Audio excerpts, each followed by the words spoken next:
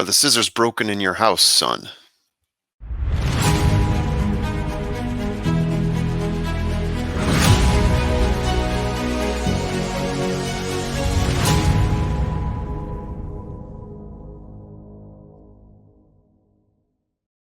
Hi, everyone. Trust the Profits. I'm the formula here.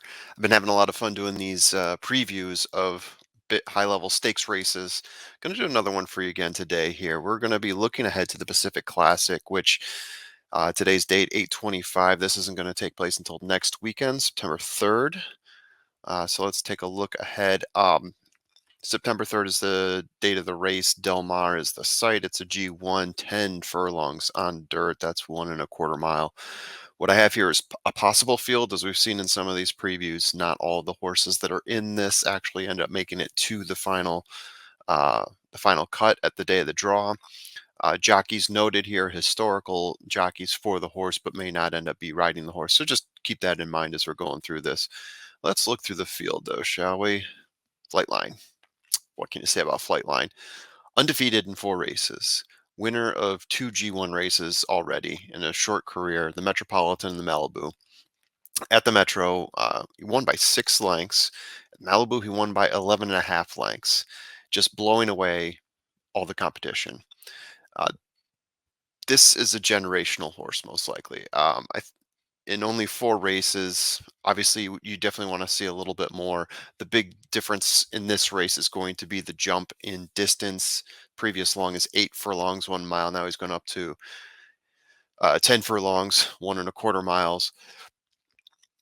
Based on the fact that he's just blowing away the competition, not looking back, huge distances in these other races and in terms of finish, and also facing pretty good competition, I don't think it's going to be a problem for him. Any other horse, I might say this might be a risk, but I would say Flightline is the definite favorite and an easy one to single here.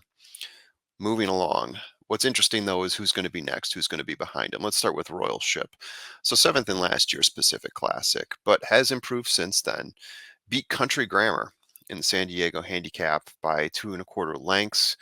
It was an 8.5 furlong race. Lost previously to Country Grammar at the Hollywood Gold Cup by a head, so very close there. These two horses are really duking it out.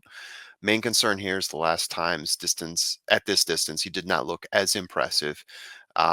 Behind There Goes Harvard and Defunded, he did bounce back at the 8.5 furlong race, as I mentioned before. I think this is a really solid horse here and definitely one for consideration.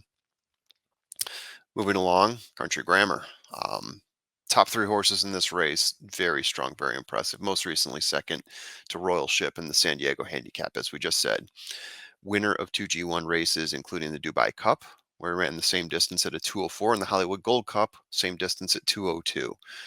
Beat Life is Good and Hot Rod Charlie in Dubai. So very impressive pedigree so far for Country Grammar.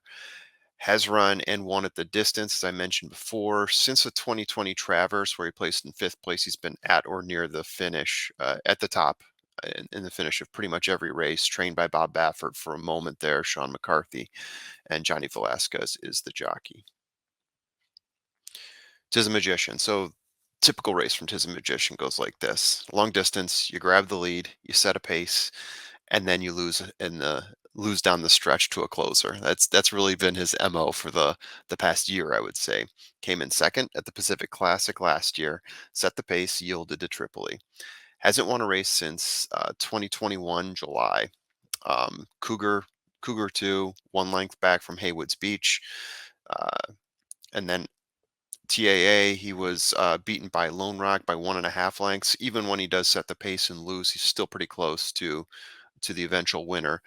Definitely a consideration here. Definitely not a consideration for winning, but a consideration for finishing in the top 3 is Tis Magician.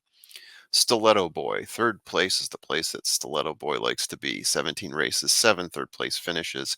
His last win was the Californian G2, where he beat 3 horses going wire to wire, including an express train by 2+ lengths. Finished 5th at the Breeders' Cup Classic. Knicks Go obviously was the dominator there, and that was a stacked race.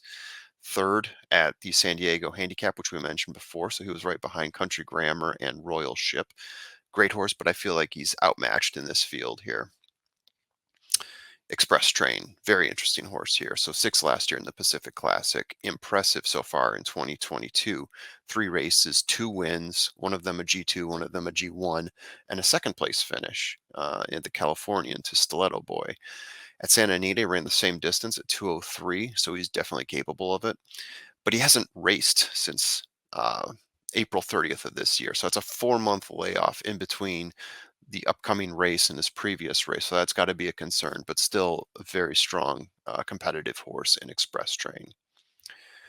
Who else we got here? So Extra Hope, pardon the spelling on Richard Mandela's name. I apologize.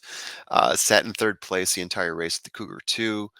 Uh, but this horse, if you just look at his previous races, gets near the pace, fades in 8.5 furlong races, falls behind to sixth or eighth place. I would say this is an insta toss right here. The interesting one here is Defunded. So finished second at the Hollywood Cup, a G1 race, 10 furlongs, only one length back from Stiletto Boy and Royal Ship in April. Most recently, though, set the pace and weakened down the stretch to some of the same horses that we're seeing here in the San Diego Handicap, and he finished seventh. Not impressive at all. What's interesting here, though, is can he bounce back? It was one race where he finished seventh. Previous races looked very strong, and there's obviously the change back and forth between Baffert and McCarthy. So Defunded here is actually kind of an interesting horse if you think that he can rebound from that San Diego Handicap. So what do we got here? Strategy. Obviously, no odds given at this time. We don't know what the morning line is, what the field looks like in finality, but you got to have flight line to win, right? He's probably going to get 1 to 5 odds, 1 to 9 odds. Who knows? Flight line is a dominator and everybody knows it. Definitely you want to bet him to win, although you know you're not going to be getting much of a return. I just don't see any other horse beating him. So there's really no reason to bet another horse to win here, unless you really feel like those 2 furlongs of distance are going to be the make or break for Flightline. I don't think so. One interesting thing you could do here, you could key him in a box, flight line to win. Then you got Royal Ship, Country Grammar underneath, maybe Tis the Magician. You throw him in as well, thinking that he might be able to hang on to the pace. I'm really afraid if Tis the Magician gets close to, or he'll set the pace and then flight line will blow him away early. Could get ugly for Tis the Magician, but I do think that there might be a chance he could hold on for a third place. Defunded Express Train, closer we get to the race date, I'm curious to see what they look like. Those would be interesting add-ins as well, also to see what their odds are, because I do think that both horses could bounce back, maybe give you a price. I think Express Train odds might not be great on him, but between Royal Ship, Country Grammar, someone's got to get slightly worse odds here, and obviously Flightline's going to be gobbling up most of the money. So there you have it. It's a quick breakdown for what we see so far for the Pacific Classic. Hope you enjoy. Hit the hit the subscribe button. Put your comments below. Let me know what you think, and hope you had a good time. See ya.